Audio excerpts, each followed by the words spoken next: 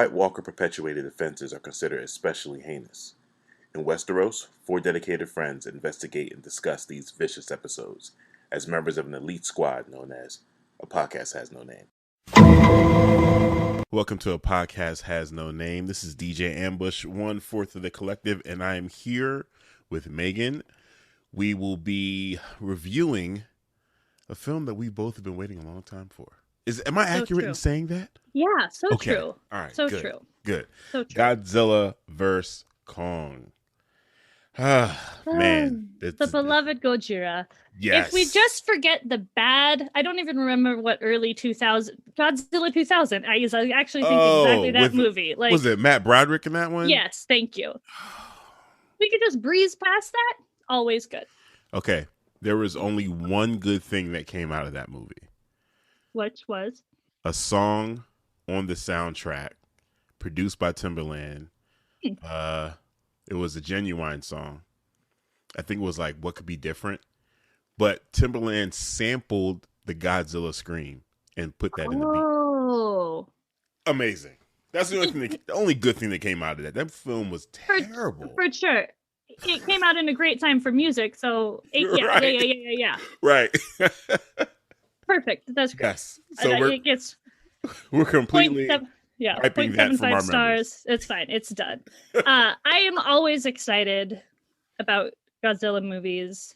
I'm a big fan of sci-fi. Okay. I'm a big fan of like sci-fi B movies, which as a kid was my introduction into Godzilla, and seeing like the originals from the 50s, and then being super intrigued by like, hey, it's their Japanese film. So I'm like, I had not seen a Japanese film, and just to see a different cultural lens of like nature. So sorry, we messed up nature. Here's a super badass monster to show how much we messed up nature. Right. We're continuing to mess up nature. Right. And all this great stuff. And they're just, I don't know. They're the best. Yeah. They're always good. This definitely makes me want to go back and watch some of the older ones. They're Definitely. real cheesy and silly, but I love them.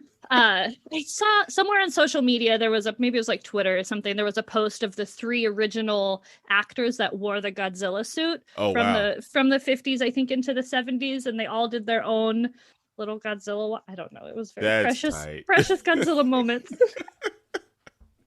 I'm gonna hop into the synopsis for this one. Godzilla vs. Kong. This is the synopsis on IMDb. The epic next chapter in the cinematic monsterverse pits 2 of the greatest icons in motion picture history against one another: the fearsome Godzilla and the mighty Kong, with humanity caught in the balance. Yes, I would say that's a pretty good synopsis. Solid. Yeah. Without giving anything away, like you said earlier. Yeah. For sure, without giving it away. It's slightly on the generic side, but I feel like oftentimes, I mean, it has to be, right? Yeah. It's fine. Sometimes. Yeah. It's fine. So, okay.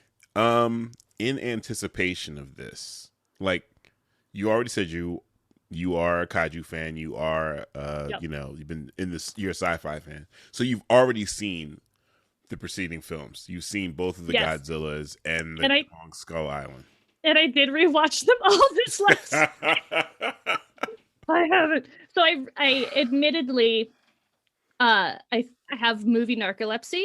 So if I'm at home. I don't fall asleep in a movie theater, or well, used to not, hopefully ever, have before. I had to rewatch King of the Monsters twice, Really? Which is funny because I'm like, there's a lot of action in that movie. I think I was just particularly tired. So good. I loved Skull Island. I think, I don't know, they were great. They're like, they're great. They're entertaining. Yeah. I like King of the Monsters is rad. You have them all. Yes. We have Ghidorah. We have Rodan. There's Mothra, who's gorgeous and beautiful. And outside of them not having the little twins in a music box, like we have Orca, which I think can kind of like make up for. But they did give us twins, and the 2 scientists. They gave us the twins. They snuck that in there. They at least. It was actually a great like throwback reference. Yes. Without being like, we've entrapped these small women in a tiny box. Which is always really bizarre take, but it's whatever. Yes. For all humanity, it's fine. So I can't remember. It's been a while since I watched King of the Monsters, and I remember I don't have you watched the anime series for No. Godzilla on Netflix? It's pretty dope. I can't remember if it was just in the anime or if they addressed it on King of Monsters. Whether Ghidorah was from Earth or not. They let me think. It was a week ago. They make reference. It's Monster Zero. They make reference. I feel like there's vague hints. We'll get into this more. There's vague hints into the tunneling system. Okay. In the Earth, and they make reference to like the core of the Earth. But I feel like I don't know if it was as blatant as saying like Ghidorah Monster Zero might not be of Earth, but there's kind of there's like a bit of an undertone of it being a different type of Titan from Godzilla. Right. Right. But I don't think they go as far as to say like he is from another planet. Titans are now jumping planets, and yeah. So that was something they indicated on the anime. Oh, cool. And it was really, really dope because it explained how it threw off the dynamic of the Titans here, where you know Godzilla was top notch. That was the dude. He was running shit, and then Ghidorah came in and it threw everything off balance. That actually does make a lot of sense. Yeah, it's a really. Yeah. So I was like, oh, okay, cool. I like that. I love that. Yeah, they came up with some really, really good stuff in the anime. I would definitely encourage anyone to check that out. Okay, that is good. I might feel rewatch it. I'll have to start watching it too. I feel like what's great with TV shows and animes and anything that's broken up into like a sequence is you have this time to like expand on these storylines. Where I think now after watching Godzilla versus Kong, knowing what they've set up there, I think those vague references to Ghidorah not being of Earth or not being on the same level as Godzilla, now this monsterverse can now like go off and start to include all that. Because I know there's another, I can't remember what it's called. There's the like Kaiju Godzilla, and then at some point they go to outer space, which those movies I think came out in the late 60s, early 70s. Particularly great for special effects, like so silly, but so good. It's a little like Plan 9 from outer space, like a little like rocket, rockets on a string. Right. I also Godzilla versus Kong was giving me Fantastic Voyage references. Wow. If you've seen with Raquel Welch. I haven't. Oh. So silly, so priceless. Okay. Anytime that there's a team that needs to go like subterranean, the uniforms are like off the chain and they shrink down and go in this guy's ear and have to come out his tear duct. It's amazing. But there's this like throwback references, current spacecraft that gets made in films. Okay. There's a lot of throwback references to these old like 60s style spacecraft, which you're like, would we have advanced from then? No, apparently not. They're still really rad though. That is awesome. So okay, so let's jump into it. I checked out a couple of reviews from there's like two accounts that I follow on YouTube, Emergency Awesome and then Heavy Spoilers, and they both mentioned how the human elements of the film didn't play a major part and were kind of unnecessary, but at the same time, like they weren't part of the plot devices at all. Right. But at the same time, they both applauded that because it's not what we tuned in for. And I would definitely have to agree. Like it was great to see everyone on screen. Millie Bobby Brown, anything she pops up in, love it. Tyree Henry. It was great seeing them all. And it was, I think, the way this was written, it allowed them to just frame what was happening with the monsters, because that's what we're here for, to learn as much as possible about them, see what they're doing. I mean, come on, freaking Kong's signing now. Like what? I'm crying. This little girl is so sweet. What's her name? Gia. Gia, yeah. Gia, adorable. Her little Kong, like toy. I'm like, this is like. If he's Coco, she's his kitten. Like I'm crying. So cute. Yeah. I was looking at reviews and people's commentary and stuff today. A lot of people are like, "Why is Millie Bobby Brown in it?" I'm like, just and leave her alone. Right. I do agree that the people were a bit of like second tier, if that's even the phrase I was looking for. The only reason they were there, I think, is to like verbalize parts of the storyline plot line to carry us through of like, okay, why are we going here? What is this reference? And then to plant like verbal cues. Let's talk about Apex. Let's talk about Monarch. Where are we with that? So then those can carry forward, but I'm fine with that. I don't want to see people. I get it that they're there and they need to be there. Right. It is planet Earth after all. Yeah, it is. It is planet Earth. Like, let's make the conscious decision that, oh, we see Godzilla coming and we're still leaving King Kong shackled to this boat. Let's let it sit for a minute. Yo, so when that happened, I was like, this is, yeah, I'm like, why is this up for debate? There's no negotiation here. We see Godzilla on the horizon, release Kong immediately. Like, immediately. Because your best defense against Godzilla is what? What exactly? I love. Yeah, you go. That still, through all of their Godzilla encounters, through Kong's encounters, if you're only thinking of it from Skull Island till now, oh, helicopters are going to do anything? Do we remember the first time that they fly into Skull Island? It's literally swatting mosquitoes out of the air. It's like, who's sharing the intelligence information here? Like, across any of these agencies. No one's sharing intelligence information here. Yeah. Flying objects do not work against any Titans, guys. At all. Ever. But if you really don't like the people piloting that plane, please do tell them to fly in that direction. Why, guys? Unnecessary casualties. I feel like they write people up for this. No Purple Hearts. Yeah, none. I don't know how they hand those out. I don't know.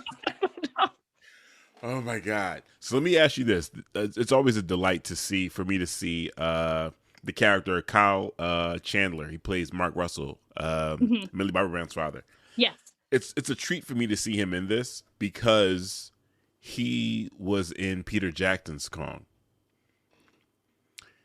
with Jack Black. Oh. Yes. He didn't even piece that together. Yes. Oh, right. Nice. So when I saw him when I saw him in King of Monsters, I was like, wait a minute. You're of this universe, but by a different director already. In a completely different, because that was like a period piece in a completely different time period. I'm like, oh, this is awesome. That he's like, oh, we doing more monster films? Count me in. I'm in. So that's always a nice little Easter egg for me. I love seeing him in these. That is cool. I didn't even think about that. That. And then great. Apparently this the film studio that handled this Legendary also did Pacific Rim. Yes, which there was some like hard Pacific Rim edges like in there, which was fucking cool. There was also something that we'll get to that I was not expecting because I didn't read. So what I loved about this coming out now, not coming to theaters and just being able to watch streaming. And I am a big theater goer. I love going to the theaters. Same. Steve, my boyfriend, doesn't want to ever wait in line for shows. So we generally never go see new movies, like big blockbusters. Okay. We don't go see them the first 2 weeks, like maybe 4 weeks that they've been in a theater. By that time, I've read the reviews and I've read all the spoilers. Right. I didn't do that with this movie, and I didn't really have an opportunity to read those spoilers. So the big, like, one of the big reveals, I was so fucking stoked on. I was Which one? Give it to me. Mechagodzilla. Oh yeah. I was there like, were hints. This is Mechagodzilla. I was so stoked. Also, proof of Middle Earth. That's all I'm saying. Yeah. And the way they handled it with them being able to pilot him, like they did in Pacific Rim. The Jaegers, like that was just like, I did not see that coming. There were hints. They were talking about Mechagodzilla being the actual villain for this. And then also the way King of Monsters ended with them harvesting one of the heads. So we knew they were going to try to play with the technology somehow, some way. Right. But I did not see that angle coming. It was dope. That was excellent. It was so clean, like the way they handled that. It was just crazy. Yeah, it was to watch, to see who is it, Shirazawa in the Godira skull. Yes. Like with this, like it's like telepathy, Titan telepathy powers, and he goes in this weird trance, and like that whole thing was so cool. And like, I don't know. I think one of the things that I always get excited about is those stories started as an after story of like, this is what happens when we slam atomic bombs into the earth and it ruins the environment. This is the aftermath. These are the things that happen. And they've morphed into this greater story of these titans, but it still always has these like environmental ties. And I like to see how now technology is starting to filter in with that, of this like technology, there's still a balance that we need to have within the earth, and like, don't litter. I don't know, like environmental sidelines you could throw in there, but it's just this like, all of these elements are rolling around, and it's exciting. Yeah, they definitely nailed it. I'll admit, when I first saw like the full reveal for Mechagodzilla, the first thing that popped in my head was like, what was the budget for this? My God, Apex, there's got to be some dirt. Like, what? Yeah, what corporate tie-ins do they have? Like, and also, are they getting? I mean, well, so it's global, right? There's the office. There was one in Florida, and then Hong Kong. Yeah. Also, the Hyperloop. Like, we got like Elon Musk's Hyperloop travel. Yeah. Thingy. Whatever. Yes. You're just taking hollow earth tunnels all over the place? Yeah. You got it already outfitted? Unbelievable. There was so much good like crazy future tech that I always watch movies, especially big like blockbuster battle movies like this, and I'm like, oh, the visual effects team was just like, look at this thing, I just made this shit blow up, and people get so stoked, and then they're like, oh wait, hold on, we have people in the movie, hold on, come on, get the people in, get the people out, do this battle scene. There were so many good like just cool visual effects things, battles, like cool technology, modern day like Earth spaceships, whatever, hovercrafts, whatever type of travel devices. So cool. Right, and it was done in a way that it still all felt like the present, right? It didn't feel like it was some crazy future. No, there was a moment when they're in Hong Kong, which is like gorgeous. Again, I always have this moment where I'm like, oh, the visual effects team that's on lighting that like is specifically focused on neon is like having a fucking ball right now, because it is beautiful. Yeah. And I feel like that's also really hard to animate with, because you have so many colors, but the lighting on those buildings was super cool. And it felt, I've never been to Hong Kong, so I don't know. I've seen photos. It felt real, it felt current, it felt present, but it was like, you see landscapes like that and you're like, oh, this is how we get to Blade Runner. Okay. This is how we get there. Like, this is just, they're way more advanced than us. They build cooler buildings. Like the US isn't going to have that shit for like 50 plus years, but this is how we next level up to Blade Runner. Yes. Brian Tyree Henry's character, Bernie, was a highlight for me. The conspiracy theorist that was Ambush back in the late 90s, early 2000s. I related very well to Bernie's character.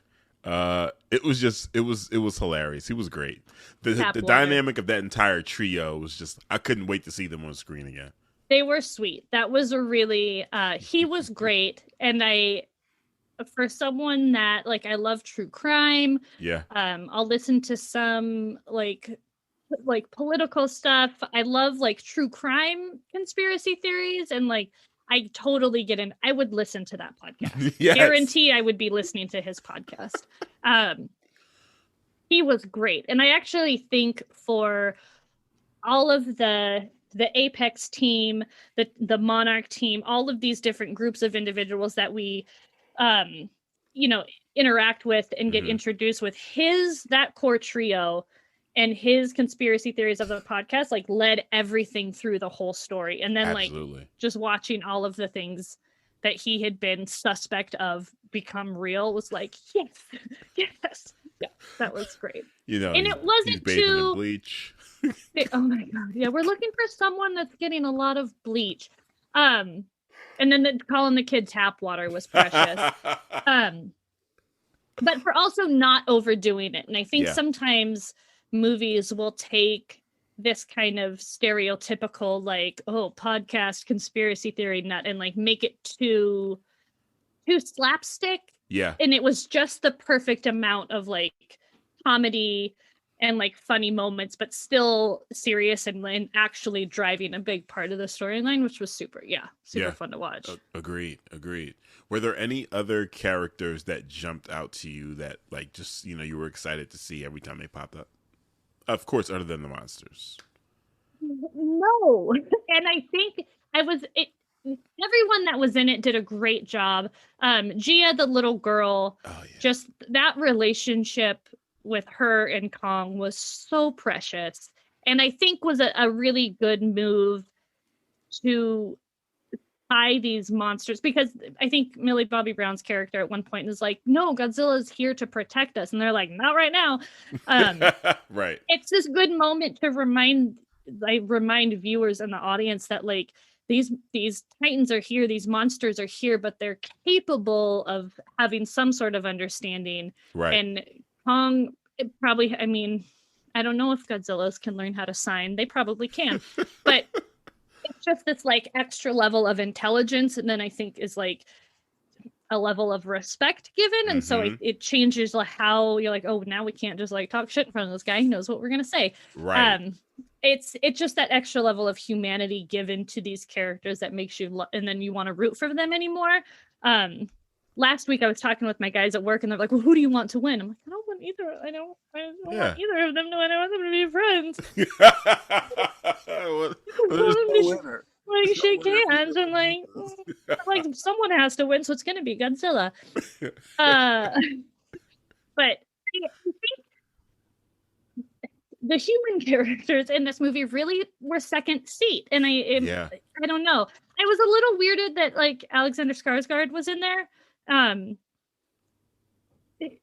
Not that he felt misplaced, but I was like, what are you doing here? Yeah. And I can't remember his character's name, but he piloted the he was he had written books. He was studying Nathan Lind. Yes, Lind. He was studying the concept of Hollow Earth and had written a whole series of books, because he's like, oh yeah, I've got like 30 boxes in my apartment, whatever.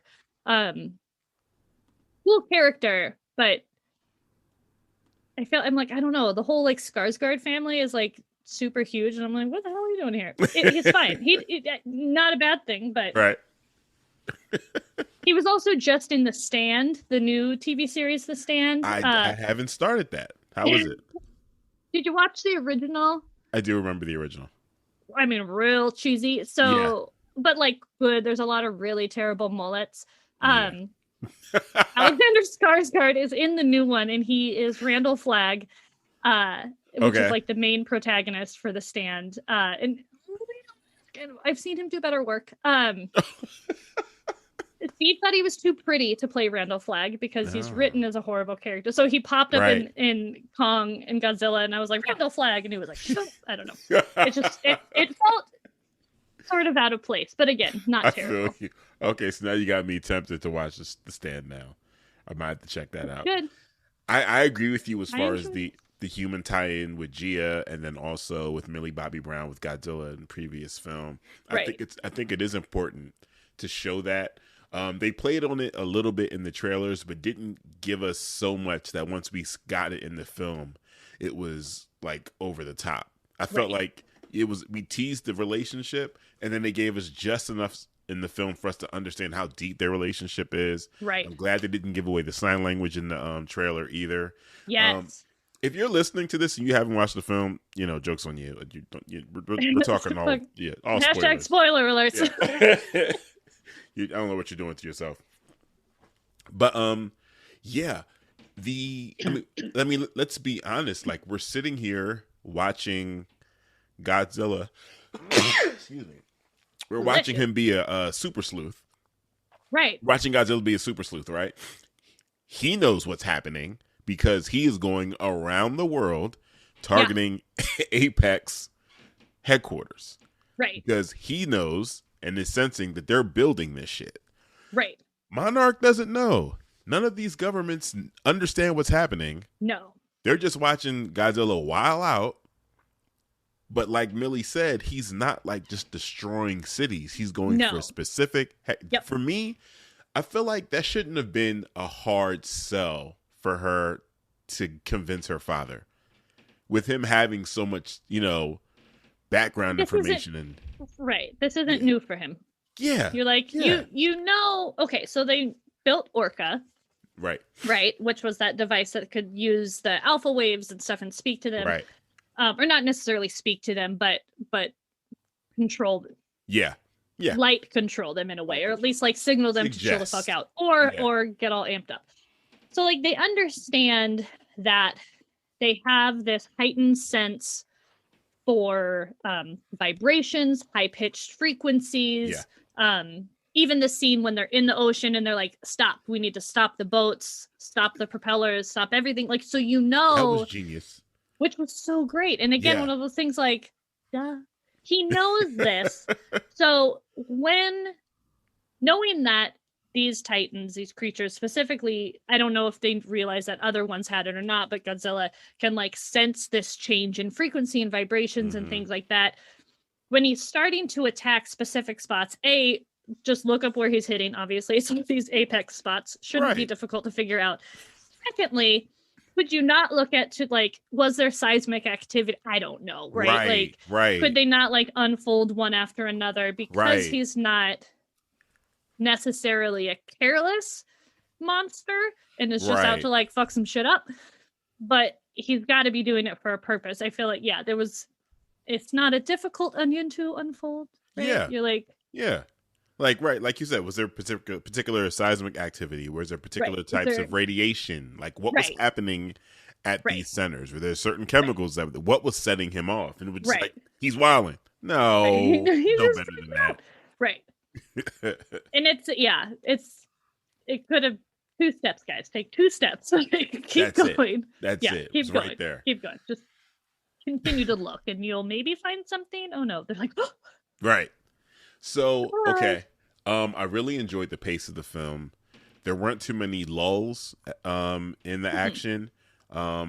Actually, every time we saw the human interactions, they were not like a heightened sense of activity or panic, but there was a sense of urgency in every single scene we saw the humans in too. So there weren't any chill points where anything, that needed to be, or we were seeing anything that could have been cut out. Right. You know. Definitely. I mean, again, I don't know what more I can say about the pacing of the film. It was so. I don't know if you have this experience. Mm-hmm. Oftentimes with movies, and they've done this in a number of Marvel movies and Avengers movies and any kind of big. I think they've maybe done this. Oh no, Star Wars always has kind of a slow start. Yeah. But when they start and all of a sudden you're in this epic fight scene and this huge battle. And then it dies. Yeah. And then you're like, wait, when's the next one? And then the next one's not until the end. This one had a better... It started out mellow and then ramped up. And then you would have these peaks that would continue to get bigger as you go. But it never got dull. It never got lully or quiet or slow. I thought the balance of Titans humans, just to continue that story. And then I don't need a person narrating what these 2 guys are doing. We can see it and we understand because Kong has such good facial expressions. Godzilla has his eyes, you know what happens when his little fins start to light up when he's pissed. They have so much expressive qualities that you don't need narration, which was super nice. I just want to watch them fuck up every single building. Just like lay it all out. More of that. Easily. Oh, so much. I'm like, you guys, the price tag on this rebuild is going to be expensive. It's so good. Man. And Kong was moving with like yeah. Kong was moving with like Jason Bourne fight moves. Like, dude, well, I'm like, don't forget that guy is real good at climbing some buildings and hanging out at the top of the Empire State Building. Right. He's been there swatting at those airplanes. He was like, parkour. And just leave me like, that's it. I don't see Godzilla doing that, but the tail, tail, I actually think this, well, so they did this with Ghidorah also, with the 3 heads, this like Hydra type monster, right? Using those kind of like snake-like, like boa constrictor kind of motions. I think this is the first time, he maybe did it a little bit in Godzilla and King of the Monsters, but the first time his tail was like a fucking fighting tool rather than just like swatting back and forth. Yeah, you're right. This is insane. I don't remember him using his tail as a all muscles. Like yeah. And I think that was a setup for Mechagodzilla using his tail. Us preparing to see him use it in the same way. But you're right. Like, I don't know. There was something about, even though Kong had all the fight moves, the brute strength of Godzilla, in addition to that motherfucking fire. Now, let me ask you this. He's fueled by like atomic energy. It's like, Now, remember, his flame didn't go blue until Mothra. You're right. Because it was orange before that. Mothra's death and her merging with him, her energies merging with him is what turned his blue. Which obviously is a level up of his power. Yeah. What do we think? Would he have won had his flame been orange still? No. Well, I mean, that's what I'm like. He has to, for movie's sake, yes. In my heart, yes. But I don't know. I do think that was actually a really in King of the Monsters, Mothra's beautiful. Mothra's such a beautiful monster, and they did such a good job with her and this like moth dust, and it's pixie dust, and it's gorgeous, and she has her own sound. And just the wings, the wings are amazing, and like it's so lovely. Yeah. Her radiation, her like atomic pH, whatever, like amping him up. It's all the like gold stars that he just got. Yeah, I don't know, because now he essentially has the power from two Titans. Right. So yeah, like your shirt says, you fuck around and find out. Fuck around and find out. I think you guys listen, man. Don't do it. You fuck around and find out. That's it. That's just okay. Come at me. So, so what do you want? Okay, I was really, really amazed with the way they handled the Hollow Earth. Gorgeous. So cool. Absolutely, absolutely amazing. The fact that depending on what side you are, the gravitational pull, you're both upside and downside at the same time. Right. Well, when they're flying, and the fact that you're like, okay, we're in the middle of the Earth, like we are in the center of a sphere, so we do have mountains coming up and down. So cool. Yeah. So cool. One of the things that popped in my head when I saw that, are you familiar with the Savage Lands in Marvel? No. Okay, so the Savage Lands, same Hollow Earth theory, Middle Earth, all of that. It's still in a prehistoric time in the present day in Marvel Universe, and Wolverine has been there several times. I forgot how he found his way down there, but he's been down there several times. He's got a kid like that. Like, yeah. I think Dr. Doom has tried to go conquer it. Like, it's full on dinosaurs are in the Savage Lands. So watching them give us the Hollow Earth, the first thing that popped in my head, because again, this was the same. The last Falcon Winter Soldier dropped on Friday. Yep. That had. Okay, so I'm not going to spoil anything. Cool. There is a Wolverine reference. That's all I'll say. Yes. There's a Wolverine reference. I have seen the things come into my newsfeed. I'm like, yeah. So watching them give us the Hollow Earth, I was like, okay, so the MCU is going to give us the Savage Lands, and it's going to be just as dope, if not better. I got really excited. Yeah. Well, I mean, and what's cool, and we talked about this a little bit with WandaVision, is now that we are moving into the multiverse within Marvel, game on. Yeah. There's a lot of good characters and a lot of good storylines that maybe only lived in short run or only were animated, and people really haven't had a chance. Like, I think now is like their opportunity to blow it up. Oh, they can kill it. They can absolutely kill it. So those crafts, whatever the like hovercrafts they went into, they were like heaves. What were they called? The heaves. Yeah. They were called heaves because he called them something funny at some point. I don't remember what it was, but they were called heaves. That's what reminded me of Fantastic Voyage, because it's a very similar looking little ship. Watching that was super cool. Like, spacecraft, or like any sort of flying craft that's not an airplane in movies, I think is really exciting, just to see how they design those. But to watch that go through, and as soon as they go into Hollow Earth, it's super gorgeous. And me being the giant fucking Lord of the Rings nerd, I was like, I just want to see a Balrog in the distance. Like, oh my God, but please have it. Can I get some orcs anywhere? Yeah, it's fine. Just a Balrog, just continuing to go through. But that was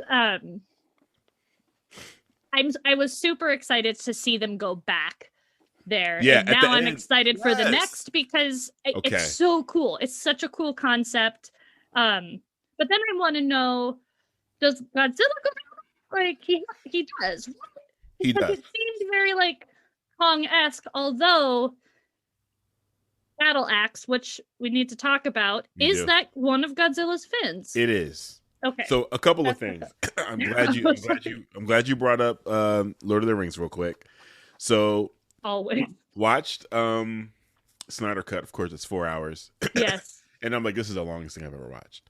Oh yes. I threw on Lord of the Rings: Return of the King. I saw it on I think it was on HBO Max, and I didn't realize the director's cut for that is 4 hours and 23 minutes. Yeah, so now I'm like, I'm gonna have to do that. That means there's a whole hour I haven't seen of this film, so I got to go back and do that. You sure do. Let me know when you watch. Yes. Don't get us started. Don't get us started on the Lord of the Rings. Derail. We'll derail. Rewatch. Yeah. Okay. So going back to how I was thinking. So definitely Godzilla is aware of Hollow Earth. That's how he's been getting around. Right. Yeah, he's the king of shortcuts. He's got the GPS. Legit. He's baller. This is Kong just finding out. And the way the film ends, Godzilla is going to stay on the surface for the most part. That's where he likes to hang out. Yep. And Kong's going to be in the Hollow Earth. So they both get to be, kings of their castle. castle. Country Mouse and City Mouse. Exactly. Perfect. Moving forward, your wish list. I feel like there's 3 different ways we can go with the next stage of this. We can develop and not develop, but we can explore the Hollow Earth more, get introduced to more monsters down there. We can explore the rest of the Titans that they've located above ground. And then we can go space. What would be your preference? A mix of both, and I'll set this up in like we need 2 films of ending up in space. Okay. Not like a Jason Jason in space, like Freddy Krueger and Jason in space. Not that cut, but knowing that. Knowing that those original films that came out, knowing that there was Titans from other planets in space, I think is such a cool concept, and just fun, and like opens it up to a bunch of other monsters. Hollow Earth was so cool and so beautiful. And what were those like little skull crushers? What were those other little warbats? crazy little flying guys. There's cool monsters down there. So my hope would be that the next movie maybe goes a little bit into kind of like, you have to think of like the yin and yang of, again, nature, how people balance with nature, now how Kong and Godzilla are balancing each other. What roles do they take on like surface Earth and Middle Earth, right? Like what's happening. Obviously there's got to be some sort of conflict or a new monster or a new element that is going to either cause them to fight or to come together.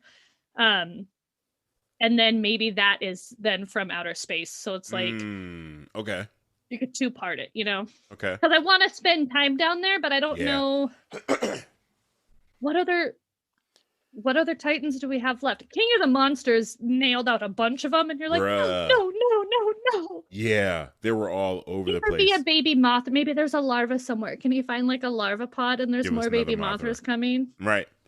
I feel like if we go down the Hollow Earth storyline, one, we had the possibility of Kong finding family members. That was the other, was the other lingering. And then I'm just curious because, like you said, like we saw a lot of other creatures down there, just in Kong, just traversing the landscape there. Monarch has a center, in the Hollow Earth. And I'm watching them just walk around and observing Kong. You're not in that dome that you had at Skull Island. There are a lot of unknown species down there. It just seemed a little too optimistic. Oh, we're here now. Yeah, like, we're setting up shop. Oh, we're fine. I was just like, this seems super dangerous, man. Well, yes, and yes. On that note, when they go into Hollow Earth and they fly into that like center area, where it's kind of like the center arena, which I swear that there's like there's a Kong statue at some point that falls. I feel like that's like in the background somewhere. Okay. I think it happens when Godzilla decides he's going to make a new tunnel straight down through Hong Kong. He's like, oh, hold on, I need another shortcut. That was crazy. That was so cool. That was crazy. He was like, who's fucking with me? You are. It was amazing. You down there, straight through, just like a drill. Oh, man. So I think there is... I thought there was a statue, like a Kong statue, so I would hope that there would be more of them. Who knows? I say we know who knows how big Hollow Earth is, but really who knows how big they're going to make it. But there was a point in when they land, right before Godzilla like locates them or whatever, that they just get off the ship with no helmet. And I'm like, are you sure? Yeah. Are we sure about the air density down here? Is there radiation? Like, you're in the middle of the Earth. Is it warm? They just got off they just jumped out, and you're like, so there's enough trees down here we can just trust it. Okay, I guess. So there was a little, and it was the like, well, if King Kong's not struggling, then we'll be fine. He's a Titan. I think he might adjust easier than you do. His lungs way different, guys. Way slightly. So that those two moments, you were just like. Yeah. Keep moving along. Yeah. Nothing to see here. How impressed were you with the temple? I was blown away. And I felt like that's another opportunity to explore the history of Hollow Earth. Like, the temple was crazy. Crazy. Yeah, I do. That's why I feel like before we get Kong in space or whatever please don't call it that. We have to. The next movie has to be exploring Hollow Earth, and like maybe I don't know if it needs to be a full history of Kong, but it has to be around like that origins, because I'm sure there's so much. Who built it? Like, are there people down there, or is it just Titans? Right? Is it? Who runs Middle Earth, right? No. Middle Earth, but like, who runs it? Is Kong really? Is he the king down there, and really Godzilla is Right. Or with is that Godzilla like a he's just a mediocre Titan that then got like juiced up with some atomic energy, and now he's the motherfucker that he is now. Right. I don't know. Like, I think there's a lot to discover in that, which I think would be super cool. Yeah, we have a lot of unanswered questions. Yeah. Kong just got there. This is his first time there. So, which I'm like, y'all been right. There's got to be someone down there wrecking shop, running things. There has to be a rivalry coming up because he can't just come in and be like, okay, I'm Apex down here. It is what it is. Who's been running shit before you got here, bro? For centuries. Who's been running shit before you got here? We got to figure that out. Maybe this is him finding his family. This is going to be good. This is going to be like a callback to Black Panther style battle of like, oh, you're my cousin and you're just going to show up here and fucking battle me even though you have a tattoo on your mouth and I know you're totally legit and you're allowed to and it's your birthright, but like, excuse me. Yep. That's it. Yeah. That would be dope. Yes. Which I think would be super cool. Yeah. Because he hasn't been down there. He doesn't know what the hell's going on. He doesn't.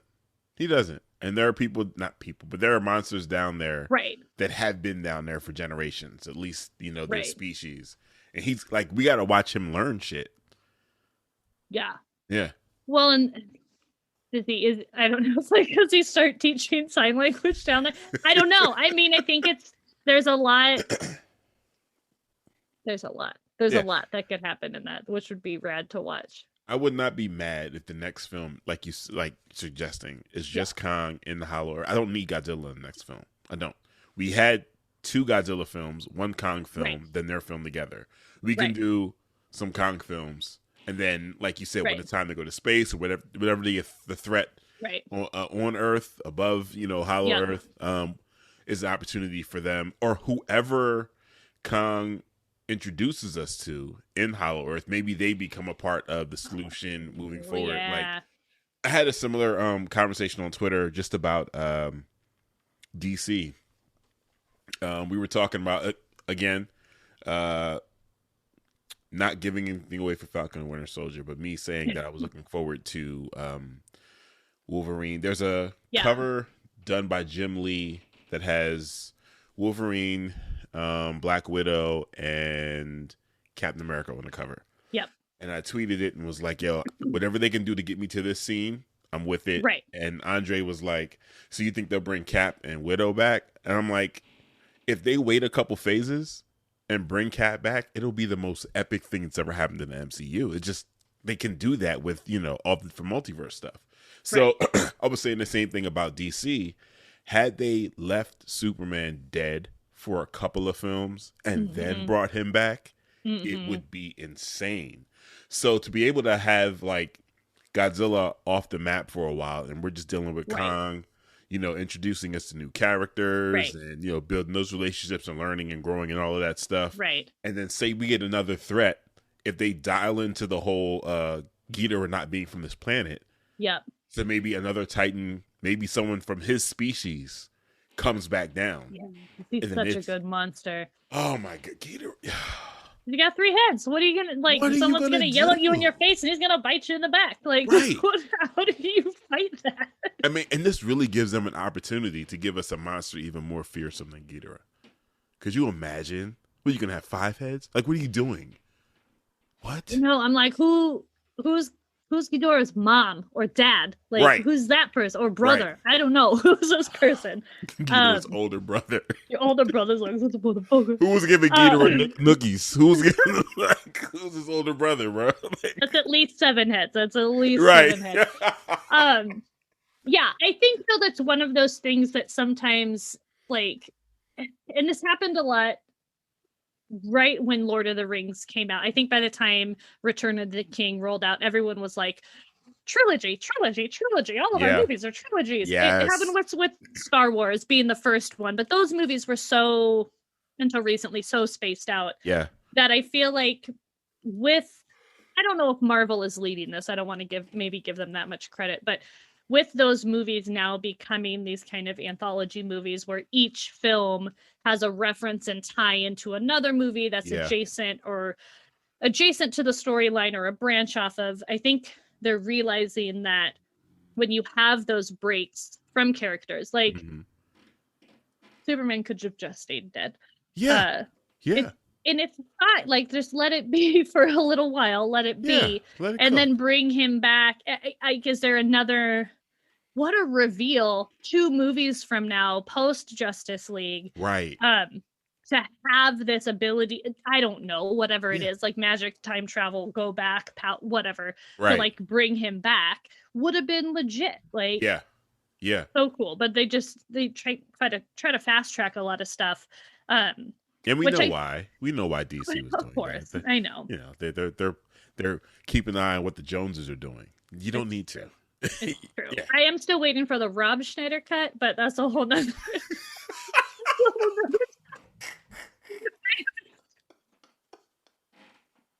Will be the fucking funniest shit you've ever seen. Oh my god! One of the guys at work was like, "Oh yeah, are you gonna watch the Snyder Cut?" I'm like, "Who the hell is Zack Snyder? Is this Rob Schneider?" He's like, "Rob Schneider, 100%. That's it. That's fully it." Oh god! I'm hoping that with the like Godzilla, the monsterverse. Although they burned through so many good monsters in King of the Monsters. But that's, if you're going to tie it back as a reference to the original King of the Monsters, they were all there. Right. Like, all the same crew was there. So if you're following suit, I just was like, oh, that was like 4 movies that I would have all watched. But I feel like they have the opportunity to learn from what these other studios are doing and kind of space them out and give each moment a little bit of breathing room. Yeah. And it plays really well with the audience too, in the way that so I think since King of Monsters, or maybe the first Godzilla, I think it was in the first one, when they first started showing us like, you know, newspaper clippings and old war footage, like there were things to watch everywhere. Like, you have to pay attention to that stuff. And then they doubled down on it in King of the and in Kong, actually, at the end of Kong. They doubled down on it when they made it back to the Monarch facility and they started interviewing them, and then they cut to all those, like, so, and I believe, I'm trying to remember, I think there is a website that's supposed to be like Monarch's headquarters website that introduces more theories, and cause like you can go down your own rabbit hole of trying to figure out what Monarch's been up to. And they kind of did a pivot too, where we were distrustful of Monarch, and now Monarch's the good guys and Apex is who we need to worry about. Like, there's so many things playing out across the MonsterVerse that are just really, really dope. But I love how they're constantly giving us these conspiracies to play with as we're trying to watch the stories develop and come up with ideas for the next couple of films. I mean, they had me. I'm locked in.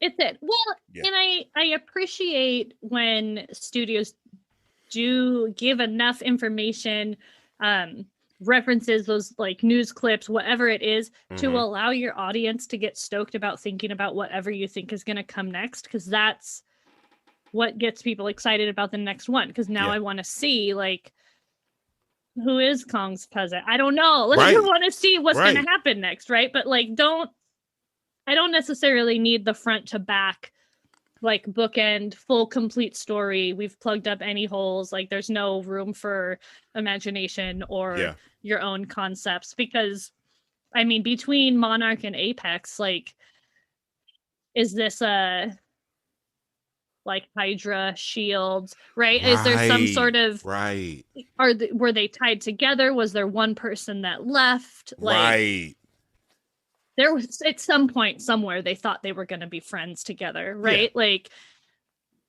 who left Monarch to start Apex? Because Monarch is definitely the older company. Yes, because I think Monarch was founded in 1946. Google that shit. I think it was. I think I was just looking at it. I think it's sometime in the 40s. But I think that's another... The evolution and relationship between those companies is going to be interesting to be that like adjacent storyline that helps to fuel all this stuff. And I mean, Mechagodzilla was rad. If there's the ability to plug into, well, this could actually be a great way to bring back some of those old Titans that had died. Is now are there like paleontologists, whatever, that are going to dig up Titan bones because they have these telekinetic psychic powers that you can like juice out of their little bones. I don't know. Like, does that then lead to this new technology that allows hyperloops to space? I don't know. Like, right.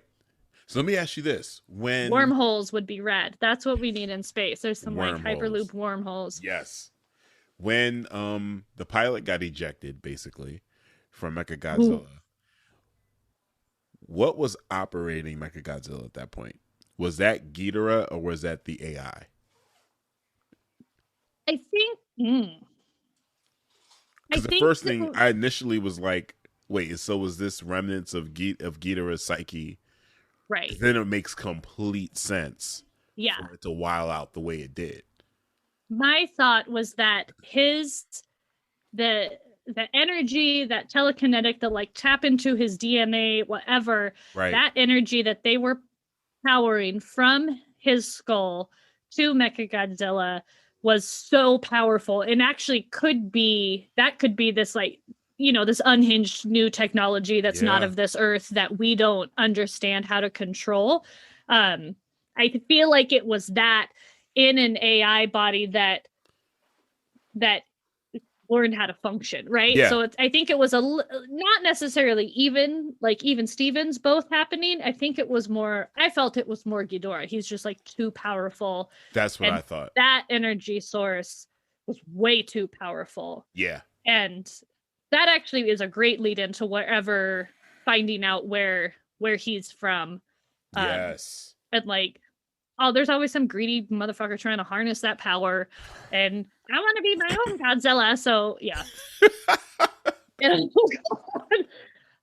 yeah, that was a cool. God, it was so cool. Yeah. Now I need to find a giant dinosaur skull so I can set up my home office inside his skull with some rad lights and shit, and just like. It was the coolest workspace I've ever seen. It was the coolest workspace. It was so cool. And how about Brian Tyree talking about, you know, this wasn't for all like, you know, all this monster stuff. This would be a really good DJ booth. This would be. Yes. Oh, bless him. I was like, you're right, dude. The fucking lights are this shit. It's really good. It was really cool. Man. So color change lights.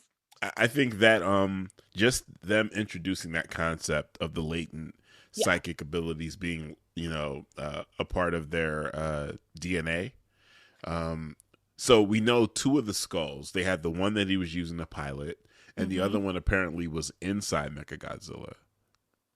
They hinted towards that. Oh, so they had two of the three skulls. So there's one. So there's one still somewhere. And just exploring like that whole concept and idea is going to be great as they give us more of the Hollow Earth.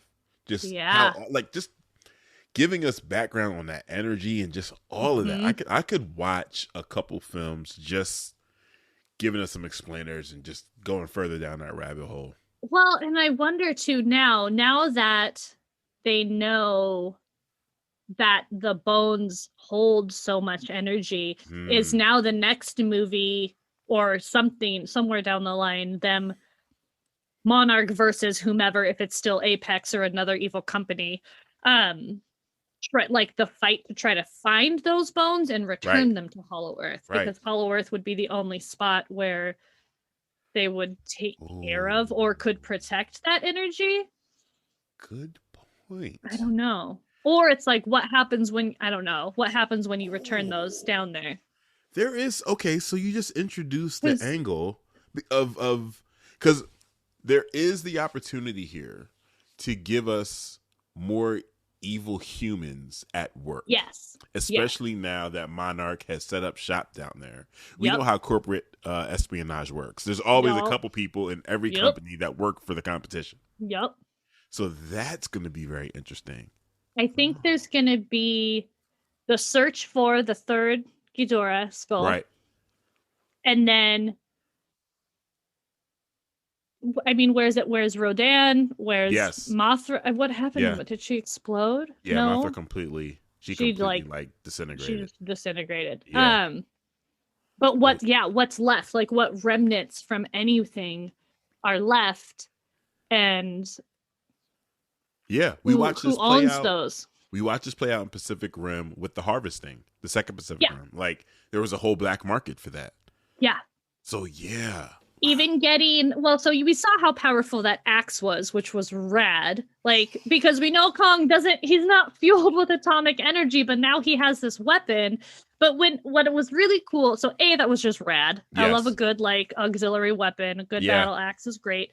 When he put it, there was the like the ring that was obviously like a Godzilla ring around the center in that temple, but he put the axe down and it like pulled that energy and it charged. I'm wondering, I don't know, there's a lot of possibility for if the skulls of these Titans are brought back to their home, Ghidorah would not be allowed in Hollow Earth. If they're brought back to their home, is there like whatever Titan ceremonial thing of like, you know what I mean? Like you think about that's a whole other like wormhole. So maybe they do need to be brought down there, and then does their energy then go back into the grounds of the temple that then fuels whatever? They really can go anywhere with this. So much. They can hope y'all are taking notes. Please take notes. My name is Megan Davis. You can send your checks directly. There's a lot to work with that I think would be super, super fun, but I still think it starts with exploring Middle Earth, the Hollow Earth, the relationship with that. Who else? What other Kongs? Queen Kong, whomever you got, who's down there? And then leading to another planet full of Titans in space. All right, we've laid it out. You made it really easy for you guys to give us some really, really great films to follow. Literal step by step. Yes. I mean, don't get it wrong. Okay. We have faith. At least 3 movies worth of goods there. So did you have any other points you wanted to bring up before we close? Don't mess with Mother Nature. Don't, guys. That's the whole theme of all of these movies is like the minute you drop a bomb somewhere, you're going to like roid up a lizard. That roided up lizard is going to come for you. And then we're going to have to dig out monsters of the past. Oh, my God. Fuck around and find out. Fuck around and find out. That's it. Fuck around and find out, bro. It was, I think for, movie critics out there, and I've seen a couple of things on Twitter, and I try not to read them. People are going to find a reason to pick it apart. It's so good. It's so fun. Yeah. It's just a movie. It's a fun movie with like beloved characters of our past. I remember as an 8-year-old child, the King Kong section of the tram ride at Universal Studios made me cry, but I still love him. It's just fun to watch it. Did you go to the actual like King Kong ride there when you were underground and like the ground was breaking and there were flames and it was like, did you go through the actual ride itself? Well, so this was literally probably 1989 when they had the tram ride that took you through like the movie sets and stuff to show all the different movie sets. And there was a section that you went through that was King Kong, and it was, I probably legally couldn't do this now because that fire was real close. So the tram is like elevated probably 15 feet off the grid, which felt like fucking 5 stories off the ground, right? And you're set in this like between skyscrapers. It looks like New York, so you look like you're at the top of these buildings. Wow. And there's like helicopters crash, fire bursts, and Kong shakes the tram, and his face is like was right up. I mean, I'm 40. This was a long time ago. I was terrified. We jumped to the other side of the tram and we're like, it was amazing. Yeah, I was there in 94. I was there in 94, and I remember that heat from those explosions. I was like, so hot. It made me think about all the movies where you see people walking away from the explosions. It's like, no, you couldn't. Like like, someone please break a sweat. Right. At minimum. You'd be scorched. Your hair would be singed. You're too close. Right. And you're like tight, whatever uniform that looks fly, you are sweating. That's why they're all so fit though. Cause it's like a sweatsuit. They just sweat it out. Oh man. Thanks so much. The Marvel recipe for fitness. Exactly. No, it's just man. So you said it. You've kind of you've teased the listeners now. We're going to have to do some Lord of the Rings stuff at some point. Please. We're going to have to, I'll bust down my elf ears. Look forward to Megan and I going through the Conjuring universe. Yes. I am so excited about that shit. Yes. We'll spend one full episode debating why that man had to make that Annabelle doll look like that. They gotta do her like that. Bruh. You're like, oh, I'm gonna make this child's doll with age lines. No, sir. No. Like, your carving skills fucking suck, man. And people pay you for this? You do this as a job? For the Conjuring. Yeah. I'm super stoked for The Conjuring. I think if people haven't watched that whole universe, it's about crazy white people fucking around and finding out. Bruh, that's all they're doing. Film after film. They're fucking around and then they're finding out. Haunted? I'm there, which I get. I would be like, I'm excited for it. Yeah. I'm excited for it. I want to thank you guys for tuning in. We will catch you on the next episode. All right. Peace out, guys. Hey, you're still here. That's what's up. Thanks for listening. We really appreciate every single listen we get. Be sure to subscribe and follow us on all social media. You can listen to us on the platform of your choice. We are there. And if you're so inclined, please rate the show and write a review. We appreciate all types of feedback from any of our listeners. All right. Catch you on the next one. Peace.